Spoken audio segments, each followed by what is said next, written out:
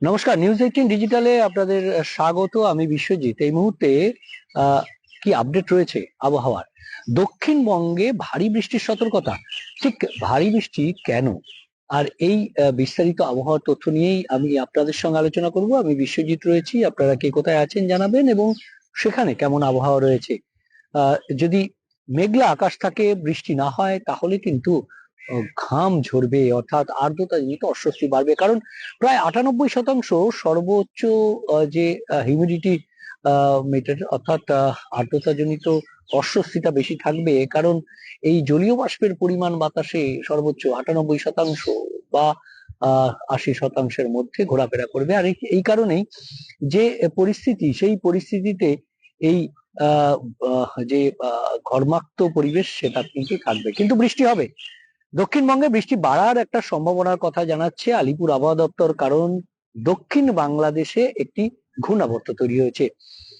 আসামেও রয়েছে আরো একটি ঘূর্ণাবর্ত। আর এই দুই ঘূর্ণাবর্ত যেমন রয়েছে, ঠিক তার সঙ্গে যেন আরো একটা জোড়া ফলা মৌসুমী অক্ষরেখা। সেই মৌসুমী অক্ষরেখাও বিহারের ছাপড়ার পর কোচবিহার, অর্থাৎ উত্তরবঙ্গের উপর দিয়ে হিমালয়ের পাদদেশে এই যে মৌসুমী অক্ষরেখা অবস্থান করছে, একদম কোচবিহারের ওপর দিয়ে উত্তর পূর্ব ভারতের রাজ্যগুলির হয়ে এটি অরুণাচল প্রদেশ পর্যন্ত বিস্তৃত রয়েছে। আর এই পরিস্থিতিতে, অর্থাৎ একদিকে মৌসুমী অক্ষরেখা, অন্যদিকে জোড়া ঘূর্ণাবর্ত। আর এই জোড়া ফলায় কার্যত উত্তরবঙ্গে বৃষ্টি যেমন অব্যাহত বা ভারী বৃষ্টি চলবে একদম রবিবার পর্যন্ত, সেই পূর্বাভাসই দিচ্ছে আলিপুর আবহাওয়া দপ্তর। তবে দক্ষিণবঙ্গের ক্ষেত্রেও ভারী বৃষ্টির সম্ভাবনা থাকছে আগামী কাল এবং পরশু। অন্তত দক্ষিণবঙ্গের 4 থেকে 5 জেলায় এই ভারী বৃষ্টি চলতে থাকবে।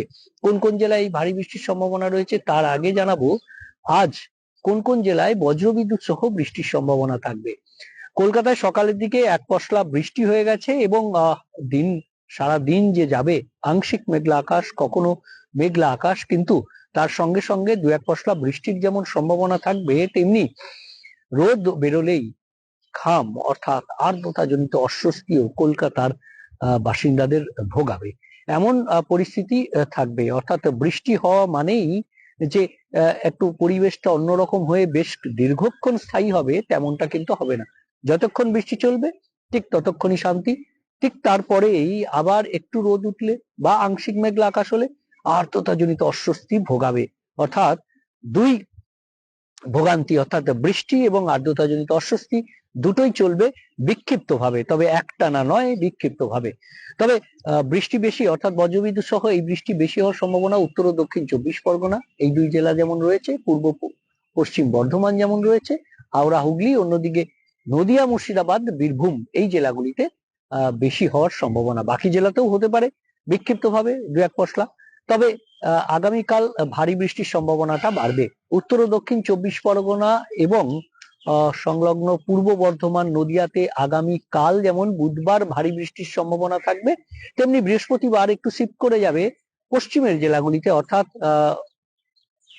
উত্তর ও দক্ষিণ 24 পরগনা, পূর্ব পশ্চিম মেদিনীপুর, কিছুটা ঝাড়গ্রাম, বাঁকুড়া, এই জেলাগুলিতে ভারী বৃষ্টির সম্ভাবনা থাকবে আগামী বৃহস্পতিবার। তবে শুক্রবার থেকে রবিবার আবার এইরকম, অর্থাৎ এই সোম মঙ্গলবার যেরকম গেল, রবি সোম মঙ্গল, আবার কিন্তু শুক্র শনি রবি সেই রকমই দক্ষিণবঙ্গে ভারী বৃষ্টির সম্ভাবনা এখনো পর্যন্ত আলিপুর আবহাওয়া দপ্তর পূর্বাভাস দিচ্ছে না, অর্থাৎ ভারী বৃষ্টির সম্ভাবনা কম। বাকি এই আর্দ্রতাজনিত অস্বস্তি অব্যাহত থাকবে, পাশাপাশি বজ্রবিদ্যুৎ সহ দু এক পশলা বৃষ্টি হতে পারে, আবার কোনো কোনো জেলায় কোনো কোনো দিন নাও হতে পারে। এই পরিস্থিতি থাকবে রবিবার পর্যন্ত। দক্ষিণবঙ্গের আবহাওয়া জানালাম, এবার আসি উত্তরবঙ্গে। উত্তরবঙ্গে প্রথমেই বললাম বৃষ্টি চলবে।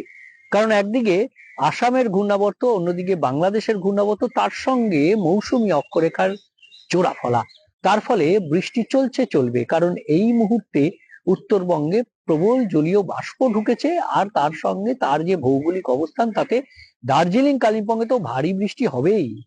তার সঙ্গে সঙ্গে জলপাইগুড়ি, আলিপুরদুয়ার, কোচবিহার, এই ওপরের দিকের জেলাগুলিতে ভারী বৃষ্টি চলবে। কিছুটা উত্তর দিনাজপুরেও ভারী বৃষ্টির সম্ভাবনা থাকবে। তবে বৃহস্পতিবার, আজ মঙ্গলবার, বুধবার, এই দুদিন এরকম পরিস্থিতি, অর্থাৎ ওপরের দিকের 5 জেলায় ভারী বৃষ্টি, আর মালদা ও 2 দিনাজপুরে কিছুটা বিক্ষিপ্ত বৃষ্টি। আর অন্যদিকে আমরা যদি দেখি যে বৃহস্পতিবার কিন্তু বৃষ্টি বাড়বে। অতি ভারী বৃষ্টির সতর্কতা আবার বৃহস্পতিবার, অর্থাৎ উত্তরবঙ্গে ভারী বৃষ্টি তো চলছেই, তার সঙ্গে মাঝে মাঝে দু একদিন আবার অতি ভারী বৃষ্টি হচ্ছে। এই অতি ভারী বৃষ্টি দার্জিলিং, কালিম্পং এবং জলপাইগুড়ি, আলিপুরদুয়ার এই 4 জেলার মধ্যে সীমাবদ্ধ থাকতে পারে। তবে সেই দিন কোচবিহার, মালদা এবং দক্ষিণ ও উত্তর দিনাজপুর অর্থাৎ নিচের দিকের সব জেলা, তার সঙ্গে কোচবিহার এই জেলাতেও ভারী বৃষ্টির সম্ভাবনা থাকবে বৃহস্পতিবার।